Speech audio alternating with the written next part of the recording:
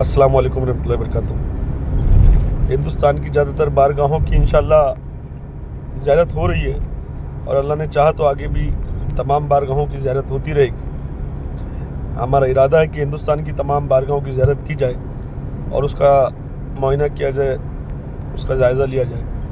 तो एक बात तो ये समझ में आ रही है कि बारगाहों पे जितने खुदाम हजरात हैं या गद्दी नशीन हैं, उनको सिर्फ सरकार से मतलब है, आने वाले ज़ायरीन से मतलब है। ना तो दरगाहों की साफ़ सफाई से मतलब है, ना तो ज़ियारत करने वालों के अक़ीदत और मोहब्बत से मतलब है ना। ये हकीकत है कि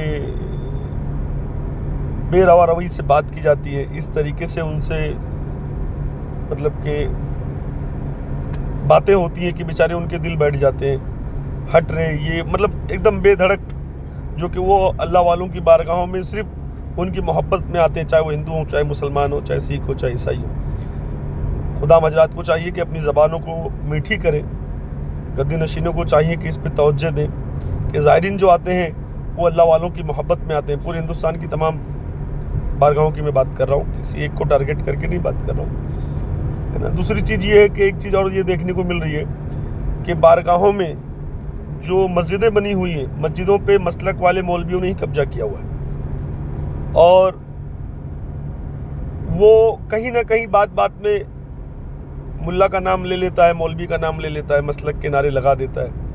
खुदा मजरात चेहरों को देखते रहते हैं। गद्दी नशीनों को इसकी परवाही नहीं है कि औलाद अली की बारगाह में किसका नाम लिया जा रहा है। नमाजों में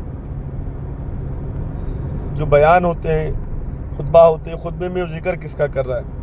जो बारगाह है उस बारगाह का जिक्र ही नहीं होता है, औलिया अल्लाह की बातें नहीं होती, औलिया अल्लाह की मिशन की बातें नहीं होती हैं। जो औलिया अल्लाह ने दीन अहले बैत बताया, दीन हुसैन बताया, उसकी बातें नहीं होती। तो मैं ये हाथ जोड़कर रिक्वेस्ट करता हूँ तमाम गद्दी नशीनों से, तमाम खुदामों से कि आप अपने ही सिलसिले का एक मौलवी अपनी मस्जिद में रखें जो दीन हुसैन की बात कर सके, दीन अहले बैत की बात कर सके, जो मुल्ला का नारा नहीं लगाए, जो मौला का नारा लगाए, जो अहले बैत की बात करे, जो पंजतन पाक की बात करे, जिस बारगाह में है उस बारगाह के बुज़ुर्ग की बात करे, उनके मिशन को बताए।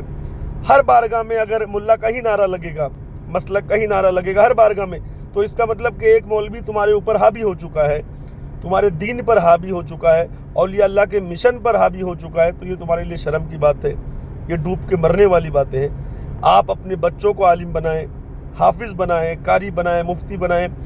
आप उन बच्चों को अपने बारगाहों में, मस्जिदों में इमामत के लिए रखें, या अपने लोगों को रखें, या ऐसे लोगों को रखें जो हुसैनी फ़िक्र के हैं, मौलाई फ़िक्र के हैं, जो पानी की तरह साफ़ सुथरे हैं, जो सिर्फ औलिया अल्लाह की बात करते हैं, जो अहले बैत अलैहिस्सलाम की बात करते हैं, जो हक बात करते हैं, जो सच्चे दीन की बात करते हैं। अगर आप मसलकी मौलवी को रखोगे, फ़िरके वाले मौलवी को रखोगे, तो वो जिस मसलक से पढ़ कर आया है, जिस मुल्ला की तालीम सीख कर आया, जिस मौलवी की बात वो समझ कर आया है, वो उस बारगाह में भी उसी मौलवी की बात करेगा, उसी के नारे लगाएगा, उसी के गुन गाएगा।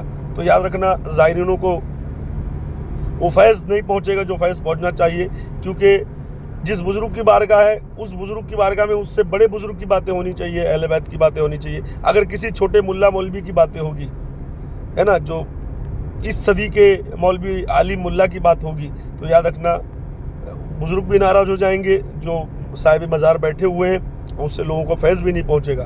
तो ये तमाम गद्दी नशीनों की, तमाम खुदामों की जिम्मेदारी है कि अपनी मस्जिदों में देखें किसके बयान हो रहे हैं, किसके नारे लग रहे हैं, किसकी बातें हो रही हैं। अगर आपके बुज़ुर्ग की बात नहीं हो रही है, औलिया अल्लाह की बात नहीं हो रही है, अहले बैत अलैहिस्सलाम की बात नहीं हो रही है, तो ये बड़ी शर्मिंदगी की बात है, इस पर गौर की जाए। अस्सलामु अलैकुम रहमतुल्लाहि व बरकातहू।